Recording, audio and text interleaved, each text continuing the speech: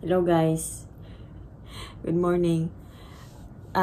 Nandito na pala ako sa Amerika at saka i-share ko sa inyo ang experience ko sa immigration Davao nung bumiyahe ako dito.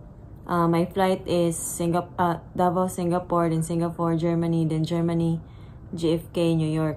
So i-share ko sa inyo kung anong nangyari sa akin doon sa immigration Davao. So ito na nga. Yung flight ko pala pa Davao, Singapore is 5:20 ng hapon. Tapos pumunta ako doon sa airport 3 o'clock na.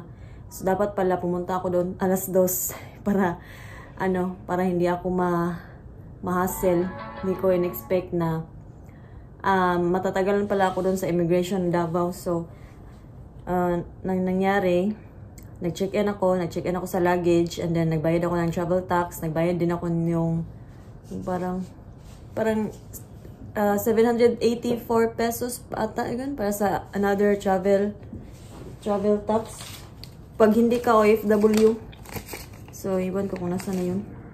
Terminal fee pala, nagbayad ako ng 784, and then pagkatapos nun dumiretso ako doon sa immigration. Pagkatapos ko mag-check-in sa aking luggage, pumunta ako diretso sa immigration, and then hinanapan ako ng CFO at saka passport.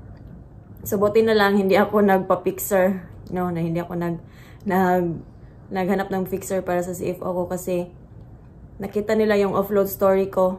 Pagpunta ko na sa immigration, nakita nila yung record ko na na-offload ako year 2021 dun sa Dubai. Tapos nakita din nila doon yung reason ng offload ko, yung first meet ng boyfriend daw, pictures together, yung mga requirements. Nakita nila mga documents na hiningi na hindi naman specific. Tapos nagtanong yung sa akin, immigration, na offload ka pala year 2021 papuntang Dubai. Sabi ko, yes ma'am. Tapos sabi niya na nag-OFW ka pala dati sa Hong Kong. Sabi ko rin, yes ma'am. Sige, punta ka doon sa dalawang babae doon sa likod sa secondary immigration. So pumunta ko doon, and then yun, sabi pala niya, pumunta ka doon para ma-clear yung pangalan mo na na-offload ka sa year 2021. So pumunta ko doon sa kanila, sa dalawang babae. And then so pagkatapos nun, pumunta ko doon sa dalawang babae na immigration. Tapos sobrang bait nila, tinulungan nila ako na i-delete yung offload record ko ng year 2021. Pero I'm not sure kung na-delete ba nila kasi iba na yung status ko ngayon eh. May visa na ako for K1, and then yung kasi dati, yung year 2021, first meet yon, tapos kakarating ko pa lang noon galing Hong Kong. Then akala siguro ng immigration na pumunta ko doon para magtrabaho sa Dubai. Hindi naman yun reason talaga.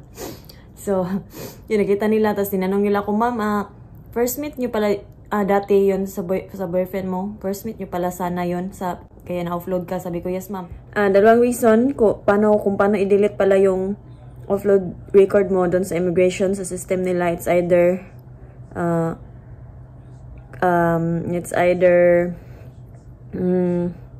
reassessment or compliance. So yung status ko kasi hindi siya naging compliance kasi ang nakasulat dun sa system nila is another document. So hindi nila in-specific kung anong documents yung hiningi. Pero for sure, alam ko na CFO yung hiningi sa akin during nung offload ako. Pero hindi nila specify na documents CFO.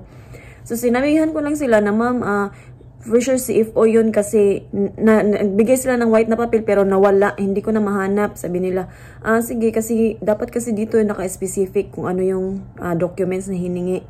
So, yun. Hiningian nila ko dun sa immigration ng Davao ng pictures together namin ni Guapo. Passport copy niya. Passport copy ko at saka visa. Visa ko na K1. Tapos, inopen din ng immigration ng Davao yung email ko dun sa counselor ko na CFO counselor ko. Inopen din niya yung conversation namin. Binasa niya. At saka ni-screenshot niya yung mga conversation namin ng CFO counselor ko. So, yun, sinend ko din sa kanila, sa kanilang website, sa kanilang parang email address kung saan isi-send para ma-clear yung pangalan ko sa immigration, sa system nila na offload ako. So, yun, sinend ko sa kanila. Pero okay lang naman sa akin na hiningi nila yung cellphone ko tapos binasa nila yung email namin ng ng counselor ko sa CFO. Okay lang sa akin, walang problema yon. Hindi ako nagalit. So, I'm willing naman na bigay yung cellphone ko. And then, sobrang bait nila, tinulungan nila ako. Tapos, almost time na sa boarding. Sa akala ko hindi talaga ako makakasakay ng eroplano kasi 4:35 dapat yung boarding eh. Tapos, 4:40 nandun pa ako sa loob. Tapos, sobrang worry na talaga ako. Sabi ko, patay. Baka hindi ako makaalis kasi yung taga-immigration, hindi pa nila tapos na encode yun sa system nila. So, nagsusulat pa. Tapos, nagtanong pa sa akin kung ilang years na daw kami ni Guapo. Tapos, ilang beses daw siya nakapunta dito sa Pilipinas. Tapos, parang yun lang ata yung sinabi. Ang tinanong niya kung ilang years na kami. Then yun, thankful ako kasi tinulungan nila ako, tapos nakaalis ako. Tapos sinabi ko talaga, ma'am, salamat talaga. Tapos sabi niya, sige, okay na tong papers mo, ma'am. Tapos noon, pagka-encode niya pala sa system, nag-fingerprint din yung immigration doon sa Davao. Nag-fingerprint din siya. Ibig sabihin siguro noon, na okay na yung offload ko, diba? Tapos yun, hindi ko sure kung na-clear na ba talaga yung pangalan ko doon sa system nila kasi ang nilagay nila doon reassessment instead of compliance kasi dahil nga doon sa documents na hindi specific na pagkalagay kung ano documents na hiningi. Dapat kasi yun nakalagay CFO, di ba? Direct CFO, hindi yung documents lang. Insufficient documents daw. Hindi naman sinabi kung anong documents. Dapat kasi daw nakalagay doon CFO. And then, so thankful ako na nakahabol ako sa flight at nakarating na ako dito sa Amerika. Salamat talaga, Lord, kasi hindi niyo ako pinabayaan. Kala ko talaga hindi ako abot sa flight. Tapos, sobrang thankful ako dun sa dalawang immigration dun sa Davao kasi sobrang bait nila. Sobrang bait, sobrang magaan yung loob ko sa kanila. Tapos, sabi ng dalawang immigration, ay yung isa immigration, sabi niya, sige na, bumalik ka dun sa unang immigration na pinuntahan mo, tapos ibigay mo tong papel.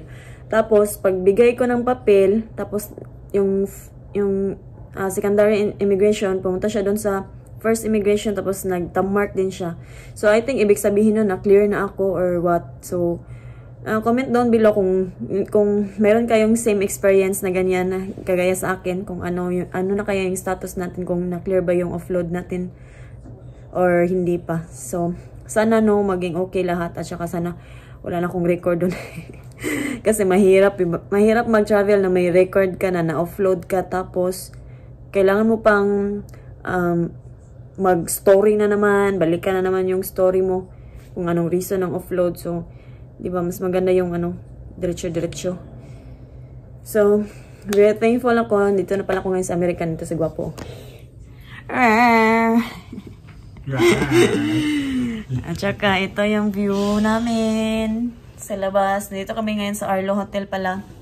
Ito kami naka-check-in for 3 days. And then, today, babalik na kami sa bahay talaga ni Guapo. Tapos, magbablog ako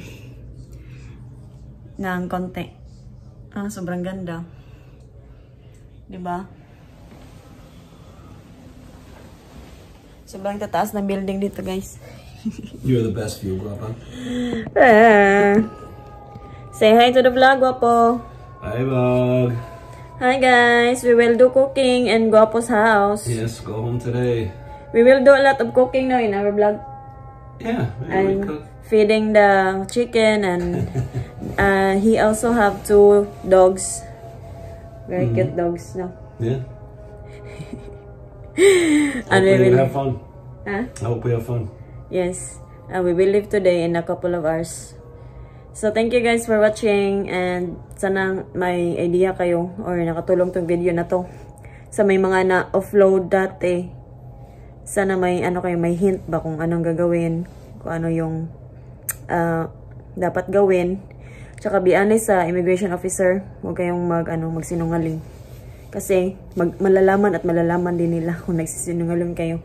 So, be honest and kaya nyo yan, malalagpasan nyo yan. At saka guys, isi-share ko pala sa inyo ang experience ko nung nakarating na ako dito sa Amerika, yung experience ko sa immigration dito. Sobrang tagal ko naghintay. Like 3 hours ako doon sa immigration. Dito sa JFK, New York, 3 hours ako sa Guapo. Naghintay sa akin ng 4 hours sa labas. Sobrang nakakaawa, sobrang lamig. Tapos isi-share ko sa inyo yung yung experience ko sa immigration dito. So, thank you for watching. Sana nagustuhan niyo yung video. Please like and subscribe to our YouTube channel. Bye. Bye to the vlog. Bye to the vlog. Bye. See you on the next one. Bye-bye.